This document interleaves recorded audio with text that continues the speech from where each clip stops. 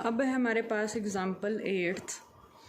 क्या कहते हैं कि if f is differentiable on close interval such that f dash x not equals to 0 for all x belongs to open interval a to b, then f dash x retain the same sign in open interval a to b।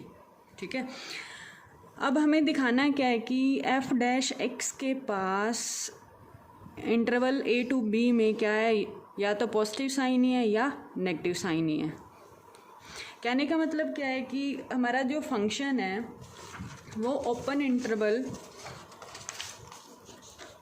ये हमारा open interval है। ठीक है, कहते हैं कि जो f dash x है वो या तो पॉजिटिव ही है या नेगेटिव ही है। ठीक है, ये हमें शो करना है कब, जब हमारा डेरिवेटिव कैसा है, नॉन जीरो है हर पॉइंट के लिए, इसके अंदर के हर पॉइंट के लिए क्या है, नॉन जीरो है। ठीक है, और हमने प्रूव करना है कि उसके पास सेम साइन रहे। तो अब रफ साइड में हमने क्या सोचा कि जो f डैश x के पास हमने सेम साइन दिखाना है, तो हम क्यों ना उसके कोई ऐसे दो पॉइंट्स पे अपोजिट साइन लेके चलें और उसको कॉन्ट्राडिक्शन दिखा दें। ठीक है, हम अपनी सपोजिशन लें कि हमने कोई दो ऐसे पॉइंट लिए जिन पे हमारे f डैश x क्या है, अपोजिट साइन है। ठीक है, और फिर हमें क्या मिल जाएगी, कॉन्ट्राडिक्शन मिल जाएगी, जिससे हम प्रूव कर देंगे कि हमारा f डैश x क्या रखता है, सेम साइन रखता है इंटरवल a to b में।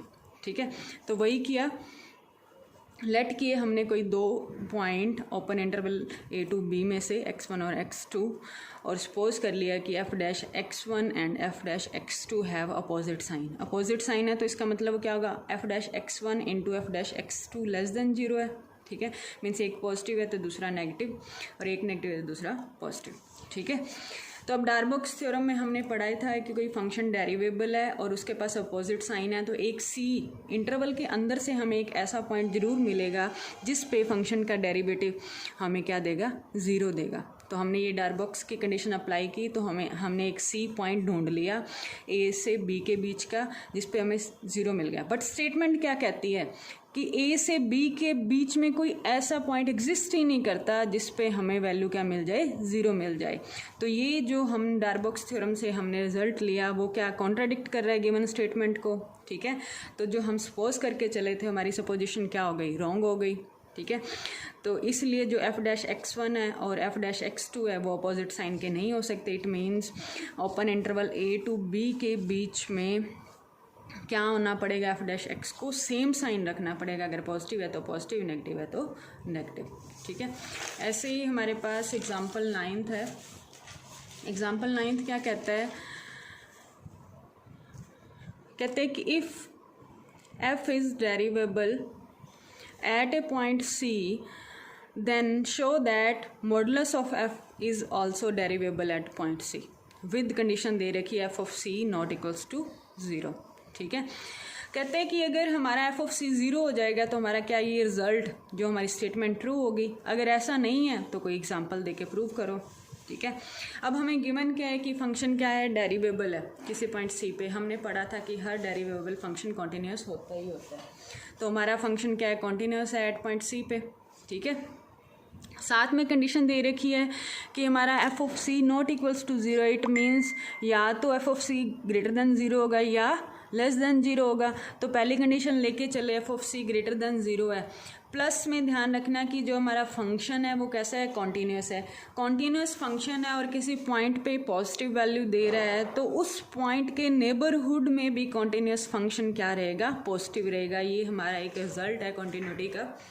ठीक है, तो हमने अप्लाई किया if f of c greater than 0 then there exist some delta 1 greater 0 such that f x greater than 0 for all x belongs to neighbourhood of c। c के neighbourhood को हमने define किया c माइनस डेल्टा 1 और c plus delta 1।